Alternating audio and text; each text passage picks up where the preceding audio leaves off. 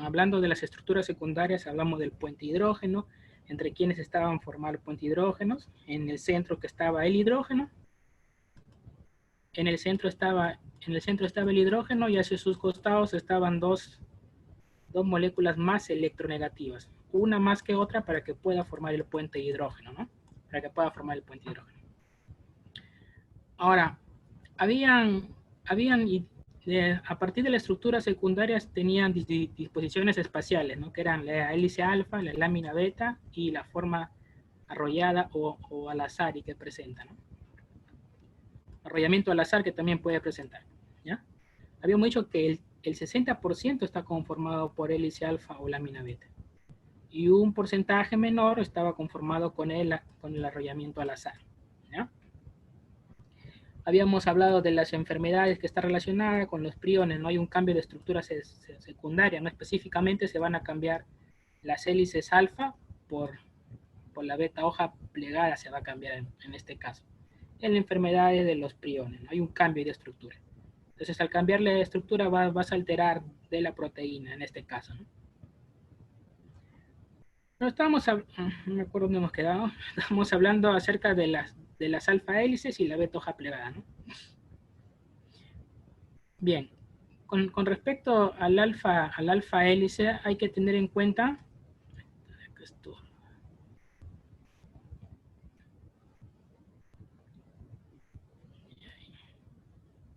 con respecto al alfa hélice, hay que tener en cuenta el puente de hidrógeno que vamos a formar, ¿ya? El puente de hidrógeno que nosotros vamos a formar. Para ver y cómo es el puente de hidrógeno, vamos a relacionar el eje que tenga la estructura con el puente de hidrógeno. Miren acá de los puentes de hidrógenos cómo están. Este del rojo, estas líneas rojas es lo que me conforma el puente de hidrógeno. ¿Cómo está en relación el puente de hidrógeno y el eje del alfa hélice? Paralelo, ¿no? Paralelo, ¿no? Entonces por eso se dice que el puente de hidrógeno y el eje de la cadena es paralelo. Vamos a ver en relación a la estructura beta. ¿Cómo está el puente de hidrógeno? Estas líneas rojas son puente de hidrógenos con el eje de la hélice. Perpendicular, ¿no? Perpendicular está en relación el puente de hidrógeno con la beta hoja plegada. Es en relación perpendicular. Ahora, hay que ver si los puentes de hidrógeno se forman intracatenariamente, o sea, dentro de la estructura, o se forma intercatenariamente con otro que forme la estructura. En el caso del puente de hidrógeno solamente se forma intracatenariamente, ¿no? Dentro de la estructura. En cambio, en la beta hoja plegada, no. Como de la beta hoja plegada para formar vamos a necesitar dos estructuras, entonces va a conformar entre ellas, ¿no? Entre ellas vas a estar formando puente de hidrógeno. Y también con ellas mismas. Por eso se dice que el puente de hidrógeno es intra e intercatenario en el caso de la beta hoja plegada, ¿ya? Ahora, como solo va a haber estructuras de puente de hidrógenos, hay que ver cada cuántos aminoácidos se va a formar un puente de hidrógeno. En la hélice alfa vamos a formar cada 4 aminoácidos y en la beta hoja plegada cada 3 aminoácidos. Es un aproximado ya porque en el libro Albert dice 3,6, 3,7, más o menos por ahí. Entonces, en esta relación, cada 4, cada 3. Entonces, puede preguntar ¿quiénes de las estructuras presentan más puente de hidrógeno? La hélice alfa, ¿no? Puedo preguntar, ¿no? ¿Quiénes presentan más puente de hidrógeno? A diferencia de la beta hoja plegada que forma cada 3 aminoácidos un puente de hidrógeno. Ahora hay que tener en cuenta la disposición de las cadenas laterales. Las cadenas laterales se forman hacia el exterior, de todos los R's. Todos los R's están hacia afuera. Todos los R's están hacia afuera. Entonces, las cadenas laterales están en disposición hacia el exterior. En cambio, en la beta hoja plegada, miren las cadenas laterales, están hacia adentro, están hacia afuera, hacia adentro y hacia afuera. Entonces, las cadenas laterales tanto están al interior como en el exterior, ¿ya? Ahora, la alfa hélice tiene dos formas que se puede expresar, en forma de extrógira o en forma de bógira. ¿Ya? Si es de extrógira, su representación va a ser un cilindro. Y si es levógira, va a ser en forma espiral. Si es de extrógira, es porque se va hacia la derecha. Y si es levógira, es porque se va hacia la izquierda. Miren esta de acá. ¿Hacia dónde se va su su eje hacia la izquierda, por eso es levógera en forma espiral, ¿ya? Esa es la diferencia. O sea, si yo te pongo una proteína en forma de cilindro o en forma de espiral, ambos son alfa hélice, pero va a depender que uno sea dextrógira o sea levógira, ¿no? En cambio, en el caso de las hojas beta plegadas, no, van a ser de forma paralela y va a ser de forma antiparalela. Estas son las formas paralelas, ¿no? Las flechas, así se representan, con flechas en una dirección. Estas son las formas paralelas. Y estas son las formas antiparalelas, ¿no? Una flecha arriba, otra flecha abajo. Pero hay, de estas dos estructuras, hay una que me va a dar mayor estabilidad. El que me va a dar la mayor estabilidad es la forma antiparalela. Va a ser más estable esta, en comparación de la forma paralela. ¿Ya? Entonces, si hablamos de estabilidad, las antiparalelas. Bueno, y acá está, ¿no? La levógira y de la dextrógira, en dirección, ¿no? ¿Cómo se va? ¿A la derecha o hacia la izquierda? ¿Ya? Ahora, acá yo he dibujado, acá está, perdón, en el gráfico la hélice alfa en forma individual, ¿no? En forma sola está. Pero en cambio, para yo formar una beta hoja plegada, porque necesito tanto puentes de hidrógenos intracatenarios son con dos, ¿no? Acá tengo uno, tengo dos. Entonces, por lo menos tengo que tener dos beta hoja plegada para formar una hoja beta, ¿no? ¿Ya? Entonces, bien aprendido estas diferencias entre una alfa hélice y una beta hoja plegada, ¿ya? Ahora, estas son lo que es la queratina, ¿ya? La queratina. Entonces, a nivel de estructura secundaria, pues tengo la alfa queratina y la beta queratina, ¿no? Si es alfa, ¿cómo era? En forma espiral, ¿no? Y si es beta, ¿cómo es? En forma de zigzag también se le conoce, ¿verdad? En forma de zigzag. ¿Y dónde podemos encontrar alfa queratina? A nivel de los pelos, ¿no? Del pelo del ser humano, ¿no? Y beta queratina podemos encontrar en las telarañas, ¿ya? Bien, ahora, existen giros o bucles, ¿ya? Existen giros o bucles. Estos que son, estos que tienen así forma enrollada acá en la parte de la superficie se llaman giros. Y esto es lo que está ahí de rojito, envuelto acá, ¿sí? Se llaman bucles, ¿ya? ¿Para qué me sirve esto? Tantos giros o tantos bucles. ¿Se acuerdan cuando estábamos hablando de membrana y en la membrana se encontraban las proteínas y acá hacia la parte exterior habían estas cositas como arrollamientos así? Estos son de los bucles. O sea, viene un ligando, viene por ejemplo la noradrenalina y se une al giro para que transmita la información del espacio extracelular hacia el espacio intracelular. Para eso me sirve esto. Entonces hay que ver la diferencia cuál es entre un giro y un bucle, ¿ya? Un giro va a estar conformado por 3 a 4 aminoácidos, ¿ya? 3 a 4 aminoácidos. Van a ser cortos nomás, ¿no? En cambio, los bucles van a ser más largos, van a estar formados por mayor cantidad de aminoácidos. Ahora, un giro siempre lo vamos a encontrar a nivel de la superficie, por eso es que el giro tiene más comunicación con los ligandos, con la noradrenalina, adrenalina, acetilcolina, todos los ligandos que existan, tiene más comunicación con los giros.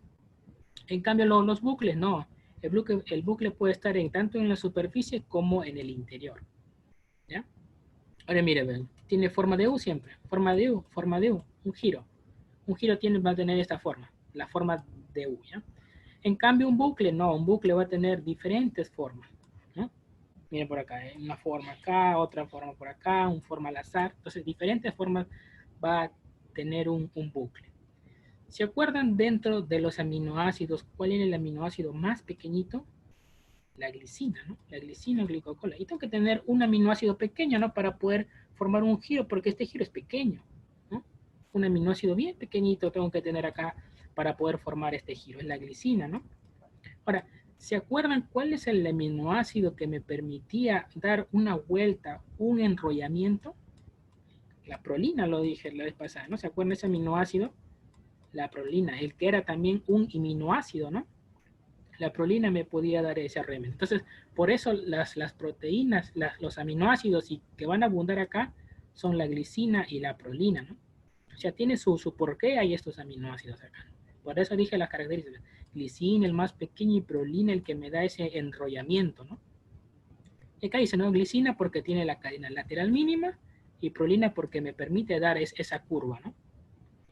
En cambio, en los bucles no, en los bucles voy a tener un montón de aminoácidos. Cualquier aminoácido podemos tener en los bucles, ¿ya? Ahora míreme, el giro que va a permitir un cambio de dirección, ¿no?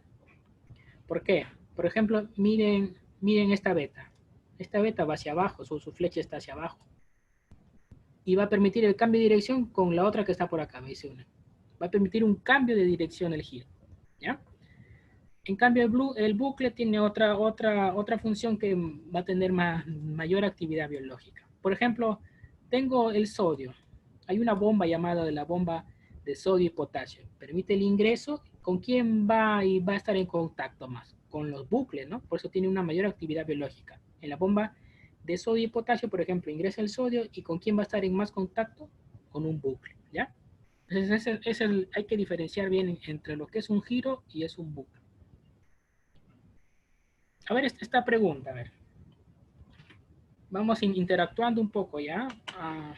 Me pueden responder en el mensaje, ¿ya? En los mensajes, en el chat. La estructura secundaria de las proteínas se caracteriza por qué, a ver. ¿Cuál marcarían acá ustedes? Disposición espacial, disposición de aminoácidos en secuencia, disposición espacial repetitiva, disposición de alfa hélice y hoja beta plegada, los grupos carboxilos. ¿Cuál creen que sería la clave acá?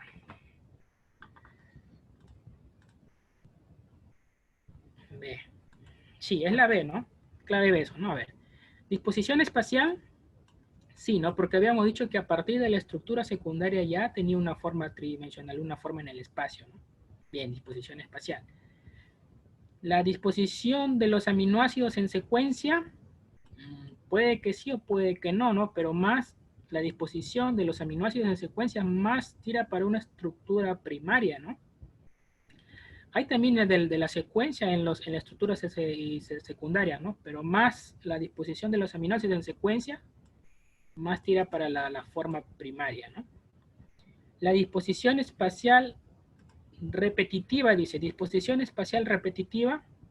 A ver, si pongo el zigzag en forma de repetición. Por eso dice que se forma el puente hidrógeno cada 4 aminoácidos. De la forma espiral es repetitiva, ¿no? Por eso se forma el puente hidrógeno cada 3 aminoácidos. También, ¿está bien? Bueno, desde la secundaria se caracteriza por eso, no hay una alfa hélice y hay una beta hoja plegada.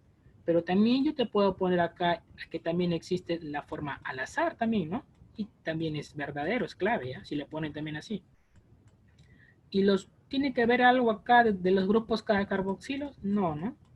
Más quizás va a tener para lo que es la estructura primaria, ¿no? Los carboxilos y los grupos amino. Entonces, si no es la clave de la B en este caso. Entonces, si yo te pongo esto que parece en cilindro, ¿qué es? Es una estructura secundaria, es una alfa hélice, ¿no? Entonces, a esto tenemos que llegar nosotros. A nivel de membrana, acá van a estar las proteínas. En este caso, estas proteínas que van a estar adentro van a ser proteínas más apolares, ¿no? Porque afuera está el espacio externo, el espacio interno, y adentro, guardadas acá, embebidas en la membrana de fosfolípidos, ¿qué proteínas más teníamos acá? Proteínas apolares, ¿no? Y hacia afuera teníamos las proteínas polares o las proteínas con carga, ¿no? En este caso, miren, estos son giros. Estos son giros. Esto más grande, esto es lo que tengo acá más grande, puede ser un bucle. Esto más grande. Pero los cortos, los pequeñitos que tengo acá, que están formados por glicina o prolina, son giros. ¿Ya? Entonces, si se dan cuenta, estos son los que van a estar en contactos con un ligando. Siempre acuérdense esto, un ligando con su receptor. Ligando con receptor para que transmita la información. De acá en adelante, cuando hagan comunicación celular, todo es ligando receptor para que transmiten la información del medio extracelular hacia el intracelular y ocurra un efecto. ¿Ya? Entonces, todo esto de acá son receptores. Hay receptores tipo alfa 1, hay receptores tipo alfa 2, hay receptores tipo beta 1. Y cada receptor va a cumplir una determinada función. Cada receptor va a estar en el órgano porque células tenemos en todo el cuerpo. Entonces, yo puedo tener un receptor a nivel de un vaso sanguíneo, puedo tener un receptor a nivel de las células cardíacas. Entonces, en todo el organismo nosotros tenemos receptor, porque todo el organismo está en constante, por ejemplo, el músculo en contracción, los vasos sanguíneos están dilatándose o contrayéndose, o el músculo está que se contrae o se relaja, ¿no? Entonces, todas las células tienen siempre un receptor y su ligando, ¿ya? Por ejemplo, miren acá. ¿Dónde encontramos receptores tipo alfa 1? Por ejemplo, acá en el músculo liso del vaso sanguíneo. ¿Dónde podemos encontrar receptores alfa 2? En el tracto gastrointestinal. Y así, ¿no? ¿Y dónde encontramos receptores beta 1? En el corazón. ¿Dónde encontramos receptores tipo beta 2? En el músculo liso vascular, igual que arriba.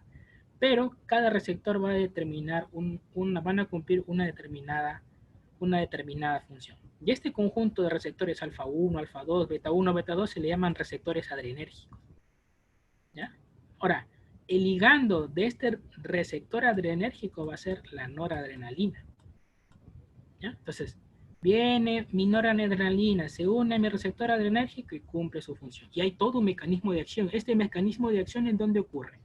A nivel intracelular de la célula. ¿Ya? Por ejemplo, esta es mi membrana. Todo esto, ¿dónde está de mis receptores? En mi membrana, ¿no? ¿Dónde está de mi ligando? En el espacio extracelular. Del espacio extracelular viene, se une a mi receptor de membrana, que es adrenérgico, estos tipos, y todo este mecanismo de acción de las IP3, aumenta calcio, inhibes adenilciclasa, aumentas AMP cíclico, disminuyes AMP cíclico, aumentas AMP cíclico, todo esto de acá ocurre a nivel intracelular. ¿Ya? Entonces, por ejemplo, yo quiero que mi corazón se comience a contraer. Viene mi ligando, noradrenalina, se une a mi beta 1 y hace todo este mecanismo de acción. Adenyl-ciclasa, MP cíclico, y hace la función de contraer el corazón. Entonces, todo así, todo está sincronizado. Estos tipos de receptores se llaman receptores adrenérgicos. ¿Ya? Esto van a ver más a fondo en tercer año cuando lleven fisiología. Pero ¿qué deben saber? Las proteínas, ¿no? Las proteínas de los receptores. Así como existen receptores adrenérgicos, también existen receptores colinérgicos. Receptores colinérgicos nicotínicos o muscarínicos. Pero acá ya no va a actuar noradrenalina, sino va a actuar otro ligando que se llama acetilcolina, la ACTH. ¿Ya? Igual entonces, en un tejido diana, en un órgano específico, y su mecanismo de acción. Todo este mecanismo de acción se hace a nivel intracelular. Y este tema lo van a ver en biología, esto del mecanismo de acción lo van a ver en biología en el tema de comunicación celular. Cuando lleven comunicación celular se van a acordar de este IP3, del calcio, del adenilciclasa, MP cíclico. Pero ya tienen un bosquejo de cómo funciona esto. Yo cuando estaba en primer año no entendía y donde me perdía, decía, ¿qué tiene que ver el ligando, el receptor? O sea, esto en sí sirve, cuando van a llevar el tema en fisiología, sirve esto de acá. Y para farmacología sirve, porque yo bloqueo este receptor, el receptor beta 1, entonces ya no permito que el corazón se esté contrayendo, por ejemplo, cuando hay algunas enfermedades. O yo bloqueo el receptor alfa 1, no permito que mi vaso sanguíneo se esté contrayendo o dilatando. Entonces, va a depender de qué fármaco utilizas para que tú inhibas o estimules una acción. Por ejemplo, esto van a ver más adelante. El beta 1, este es beta 1, el beta 1, ¿para quién era? ¿Dónde encontramos? En corazón, ¿no? Entonces, toda esta función va a ser aplicado para corazón. Por ejemplo, este es el receptor beta 1 y tiene su receptor acoplados a proteína G. Cuando vean GS, G estimuladora. Cuando veas GI, G inhibidora. Por esta vía se va a estimular, por la otra vía se va a inhibir. Miren, ¿y cuál es su efecto al final? Cronotropismo y notropismo. O sea, aumenta la contracción o aumenta la frecuencia cardíaca del corazón. Positivo. Y si le pongo negativo, va a disminuir la frecuencia cardíaca, va a disminuir la contracción. O sea, si yo utilizo un fármaco que viene y bloquea este receptor, vas a generar un efecto negativo. Entonces, es muy importante conocer todas estas vías en sí, cuando van a ver más adelante, ¿no? Por ejemplo, ¿quién permite por ahí que el corazón se comience a contraer? Es el calcio, y por acá estimula a las proteínas fosfolamba, por ejemplo, esta se llama. ¿Ya? Y acá tiene que ver con las miofibrinas, con la sarcómera, ¿no? que estimula la contracción del corazón. Ya van a ver más adelante de las maquinasas de las proteínas IP3, ¿ya? Entonces, aún todavía nosotros estamos acá en este camino. Vamos a seguir avanzando en los temas y vamos a tener que aprender todas estas vías, cómo funcionan. Al inicio es difícil, pero ahí se toma y fácil aprender y todo esto. Pero de manera general ya saben cómo funciona esto, ¿no? Ahora sí existen de niveles y superiores, ¿no? ¿Qué pasa si nosotros unimos dos alfa hélices? Vamos a generar una superhélice o una hélice sobreenrollada, se le llama. Ahora yo les pregunto, ¿qué aminoácidos creen que van a ir hacia el centro? Tienen que ir aminoácidos apolares, ¿no? Porque hacia afuera está el medio extracelular, ¿no? El medio donde hay agua. Hacia acá adentro se van a esconder los aminoácidos apolares. Por eso dice, las cadenas apolares van hacia un lado, van hacia el centro para esconderse, ¿no? Ya que son hidrofóbicas, ¿no? Y dentro de este tipo de nivel superior, que es el nivel superhélice o hélice sobreenrollada, tenemos estos ejemplos, la alfa queratina y la miosina, ¿ya? La miosina es aquella que va a permitir la contracción del músculo esquelético y tiene que tener esta disposición, ¿no? ¿Dónde encontramos de la miosina? A nivel de la sarcómera, ¿no? La unidad estructural y funcional del tejido musculoesquelético, ¿quién es? La sarcómera, ¿no? Y estos los que ven de acá de rojitos, estos son la miosina, ¿ya? Acá para que lo vean un poquito más grande. Estos son de la miosina. ¿Ven las cabecitas que están hacia arriba, las cabezas que están hacia abajo? Son estas de acá, son estas cabezas de acá. Entonces, podemos ver que la miosina tiene forma, ¿no? De alfa hélice y está formado por dos hélices juntas. Ya es un nivel que estamos hablando, un nivel de superhélice o de sobreenrollamiento, ¿no? De esta forma. Y esta miosina tiene dos cadenas, una cadena ligera y unas cadenas pesadas. Estas son las cadenas pesadas. Las que están de color rojo y un poquito rosa son las cadenas pesadas. ¿Cuántas cadenas pesadas tengo? Dos. Y tengo cadenas ligeras. Miren, esta de acá de amarillo son las cadenas ligeras y el de verde. Dos más, entonces tengo 4 cadenas ligeras y 2 cadenas pesadas, ¿ya? Entonces, si yo les pregunto, la miosina, ¿por qué está conformado? Por 2 cadenas pesadas y 4 cadenas ligeras, ¿ya? Y estas que son las regiones globulares, las regiones de cabeza, va a permitir que se una con la actina, con estas regiones de acá, ¿no? Entonces, esto se va acercando hacia el disco Z y la actina se va acercando hacia la parte interior y se forma de la contracción del músculo esquelético, ¿no? El músculo esquelético se contrae y se comienza a achicar el músculo, así digámoslo, ¿no? Entonces ya, sabemos eso, la miosina tiene 4 cadenas ligeras y 2 cadenas pesadas, ¿no? Ahí está. Ahora, pero hay que, toda proteína tiene un extremo C terminal y un extremo N terminal, ¿no? Hay que saber, por ejemplo, en dónde se encuentra el extremo C terminal y dónde se encuentra el N terminal. Acá está el N terminal, ¿ve? Entonces el N terminal, ¿con quién está en relación? Con la cabeza de la miosina. Y el extremo C terminal, ¿con quién está en relación? Con la cola de la miosina, ¿ya? Puede ser punto de examen, ¿no? ¿Con quién se relaciona el N terminal de la miosina? Con las cabezas. ¿Con quién se relaciona el C terminal? Con la cola de la miosina, ¿ya? Y esto es, ¿no? Esto es lo mismo, esto es de la miosina con sus cabezas, ¿no? Ahora, para que la cabeza de la miosina se une y jale a toda esta estructura que es la actina, todos estos circulitos de acá son la actina. Aparte de la actina está la troponina, la tropomiosina, otra. Se tiene que unir siempre a una molécula de ATP. Se une a una molécula de ATP, se libera fósforo y se forma ADP.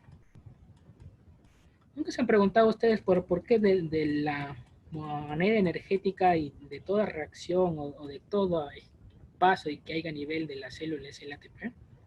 El ATP de esta manera, ¿no? Acá se une la base nitrogenada y acá se unen de las 3 moléculas del ATP. Y yo me pregunto, ¿y por qué me rompes el último enlace? ¿Por qué no rompes el segundo? ¿Por qué no rompes el primer enlace? porque el enlace más energético es el último.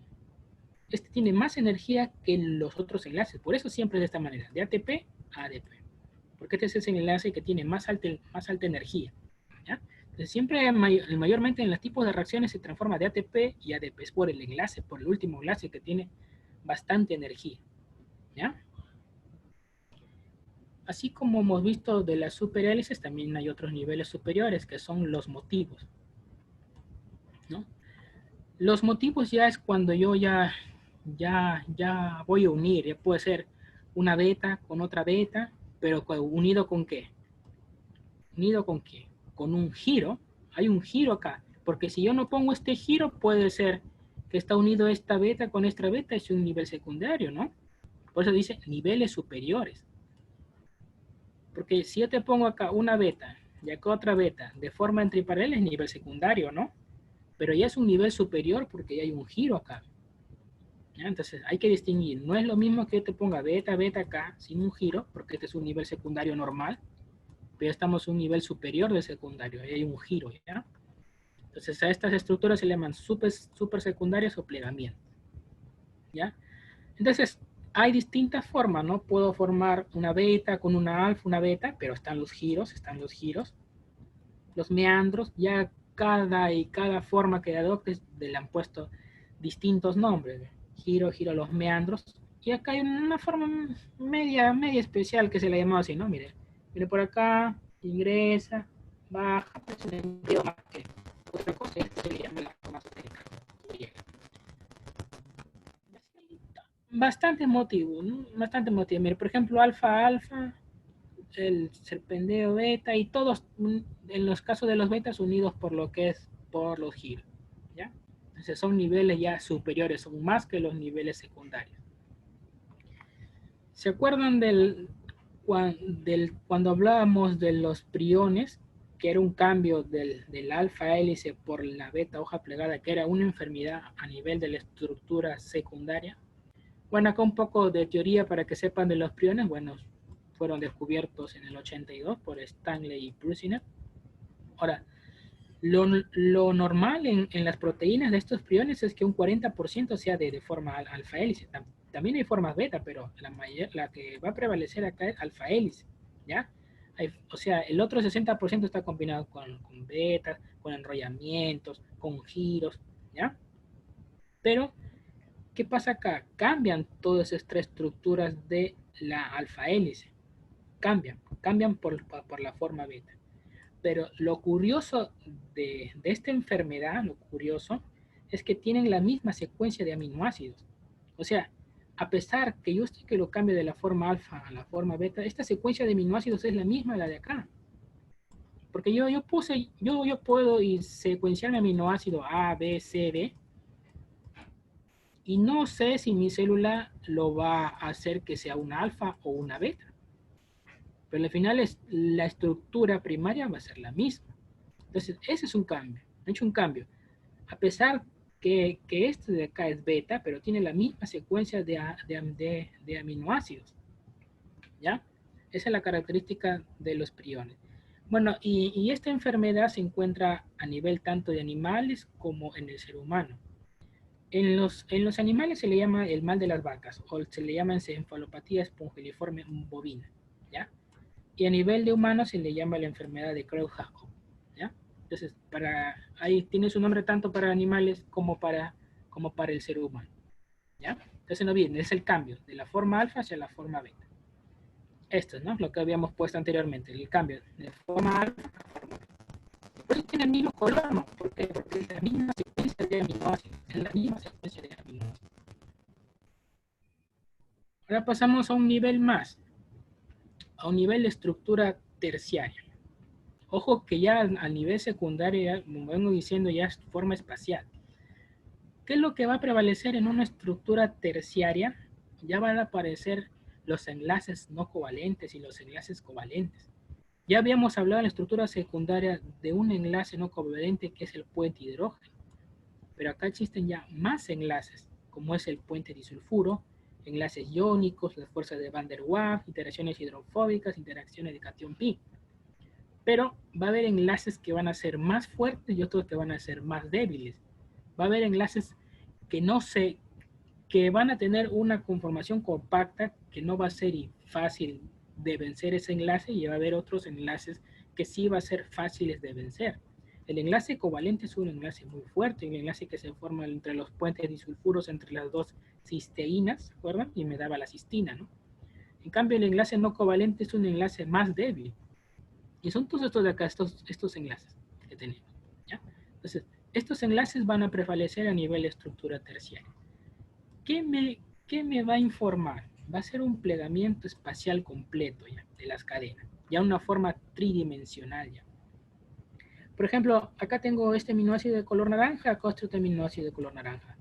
Va a prevalecer si este aminoácido de carga negativa, carga positiva, para que forme un van der Waals, un puente hidrógeno, enlaces iónicos. O sea, va a depender de qué tipo de aminoácidos tengo para que ya la proteína se vaya plegando y dando una forma. ¿Ya? Ahora acá ya no es la forma repetitiva, ¿no? ¿Acaso si se repite esta forma como si fuera un collar en todo? ¿No? Por acá cambia de forma, por acá tiene otra forma. O sea, ya no es la forma repetitiva de zigzag, ya no es la forma repetitiva de forma como si fuera un resorte, ya no es. Entonces, ya no tiene una forma repetitiva. ¿Quiénes van a interaccionar más acá? Por eso era importante el R, la cadena de lateral en los aminoácidos. ¿Por qué? Porque ello me va a permitir ver qué tipo de forma va a adoptar mi estructura terciaria, las interacciones de las cadenas laterales. ¿Ya? Y la enfermedad relacionada con la estructura terciaria es la enfermedad del Alzheimer. Esta enfermedad del Alzheimer es una enfermedad neurodegenerativa. Va a dar un plegamiento anormal a nivel de las proteínas beta amiloides. ¿Ya?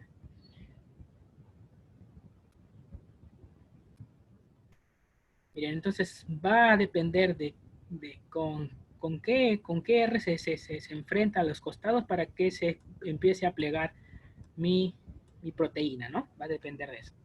Ahora, acá para hablar un poquito de la enfermedad y del Alzheimer, ¿ya? La enfermedad del Alzheimer va a ser un tema que van a hacer como caso clínico cuando estén en la universidad, ¿ya? Cada cierto tiempo las doctoras dejan un caso clínico. Cuando me acuerdo cuando estuve en la universidad me tocó de la insulina, hablar del receptor de la insulina, de todas sus proteínas en sí. Entonces así también hay enfermedades que comienzan a resolver ustedes sus casos clínicos. ¿Por qué? Porque está relacionado con las proteínas, ¿ves? La enfermedad del Alzheimer es una enfermedad neurodegenerativa, ¿no? Que, que te empiezas a perder de la memoria, ¿no? Hace tiempo salió un congresista que dijo, me acuerdo, que mientras lees más, te da Alzheimer, ¿no? Miren esas burradas que dicen, ¿no? No, más bien, el de la lectura estimula que nuestro cerebro esté en contacto y sinapsis y en constante actividad, ¿no? Todo lo contrario de lo que dijo el congresista. Pero, ¿a qué se debe esta enfermedad del Alzheimer en sí? La enfermedad del Alzheimer se debe a dos cosas que van a ser alteradas. Se van a formar las placas amiloides y se van a formar los ovillos neurofibrilares. Nosotros sabemos que el cerebro está conformado en su interior por las neuronas, ¿no? Por las neuronas que tienen un soma y por las neuronas que tienen un axón, ¿ya? En el caso de los ovillos neurofibrilares, a nivel de axón nosotros tenemos los microtúbulos, ¿ya? Ahora, estos microtúbulos van a estar estabilizados por una proteína, se va a llamar la proteína tau. Este es mi axón, ¿ve? Este es mi axón. Y lo de azul son las proteínas tau. Las proteínas tau van a estabilizar a los microtúbulos, al axón. Ahora, ¿qué pasa si yo fosforilo? Las proteínas se fosforilan y se desfosforilan, ¿ya? Las proteínas pueden sufrir fosforilación o desfosforilación. ¿Qué es fosforilar una proteína? Agregar el grupo fosfato, ¿ya? Ahora, estas proteínas tau no están fosforilizadas acá a nivel del axón. Entonces son fosforilizadas estas proteínas y va perdiendo su conformación. Se va a desestabilizar este axón. Entonces, cuando vamos fosforilizando las proteínas tau, pierde esta estabilidad del axón. Y este es el ovillo neurofibrilar. Esta parte que está acá solamente es el axón, porque perdón, esta parte que está acá es el soma, porque ha perdido su axón. Se ha desestabilizado esta proteína del axón y ha perdido el axón y solamente se queda aquí el soma nomás, ¿no? Y entonces va perdiendo sinapsis, ¿no? Ya no hay sinapsis, ya no hay comunicación entre las neuronas. Eso es por la parte del ovillo neurofibrilar.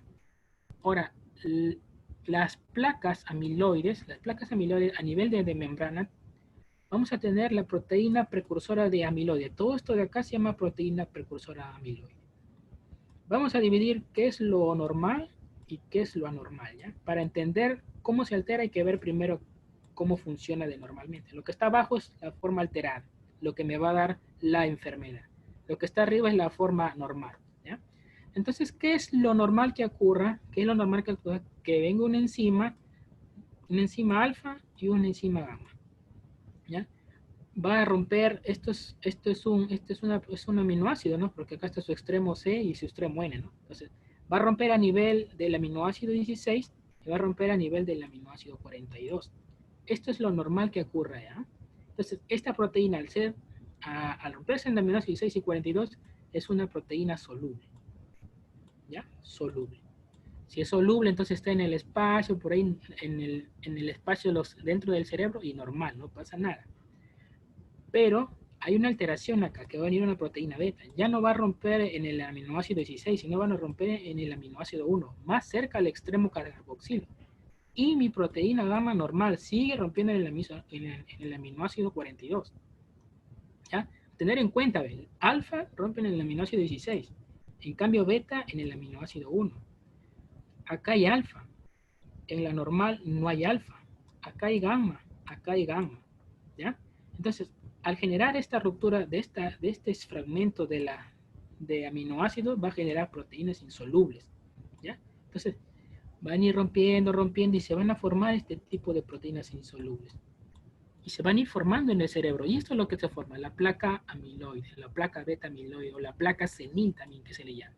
Y esto va a alterar a nivel de las neuronas, ¿ya? Entonces, es así como se da esta enfermedad del Alzheimer. Pregunta de exámenes de la enfermedad del Alzheimer por dos causas, ¿ya? La placa amiloide y los ovillos neurofibrilares, ¿ya? Entonces, a tener en cuenta esta enfermedad. Ya cuando lleven el tema van a estudiar más a fondo de tanto de las proteínas tau y de las enzimas que hacen el corte de estos aminoácidos, ¿no? Entonces, dentro de las formas proteicas, hay estructuras que se van a formar, la estructura terciaria, ¿ya? Pueden ser fibrilar o puede ser globular, ¿ya? Las estructuras fibrilares son estructuras que están bien definidas, ¿no? Miren, tienen un orden, ¿no? En cambio, mira acá de las estructuras globulares, un desorden parece, ¿no? Entonces son estructuras bien definidas. O está formado solamente por alfas, en este caso solamente he puesto uno de alfas, o solamente está formado por beta. No hay de los dos, ¿ya? En cambio, en las estructuras globulares no, hay alfas, hay betas, hay giros, hay bucles, hay todo acá. La fibrilar que tiene una forma alargada, ¿no? Una forma alargada. Por eso, miren el ejemplo de la queratina. ¿Por qué el cabello cuando vimos la queratina tiene forma alargada? Por esto, ¿no? Porque su proteína es de forma fibrilar. ¿Por qué la telaraña es de forma así, ¿no? De forma larga, ¿no? Fibrilar, larga, ¿no? ¿Por qué una enzima usted cree que te lo dibujan así como si pareciera un Pac-Man? Porque es una forma globular, ¿ya? Entonces, de eso va a depender, de cómo es, de si es forma fibrilar o forma globular para ver su conformación, ¿ya? La fibrilar mayormente, ¿dónde va a estar? En el espacio extracelular. ¿Te acuerdas por ahí de las telarañas y del cabello? Más hacia afuera, ¿no? Para que relacione. Y la forma globular, ¿dónde están de las enzimas? Más ¿no? Intracelular, ¿ya? Entonces uno es extracelular y otro es intracelular. El pelo, la telaraña, ¿para qué es? Para más parte estructural, ¿no? En cambio, una enzima que es una reacción ya cumple una función. Siempre traten de relacionar con un ejemplo, salen todas las características. A veces cuando estamos en un examen nos ponemos de nerviosos. ¿Te acuerdas el ejemplo del pelo, de la telaraña? ¿Te acuerdas las características? Sale solita las características. ¿No te acuerdas de la enzima? Sale de las características solitas, ¿no? ¿El pelo acaso es soluble en agua? No, es insoluble en agua, ¿no? Cambio, una enzima sí. Una enzima tiene solubilidad. Por eso una enzima a veces cuando hay una desnaturalización, ¿no? Cuando aumentamos el pH, aumentamos la temperatura, las enzimas se comienzan a desnaturalizar. Por eso vamos a ver más adelante que tener fiebre es tanto bueno como es tanto malo, ¿ya?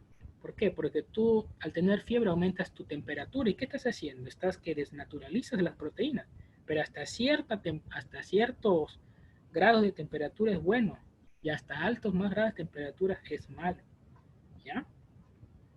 Entonces, la forma fibrilar, los ejemplos, acá la queratina, el colágeno. Ahora en el colágeno, cuando puse las primeras diapositivas del vaso sanguíneo y la fibrina también, ejemplo. Y acá en la forma globular, ejemplos, las enzimas y las globulinas.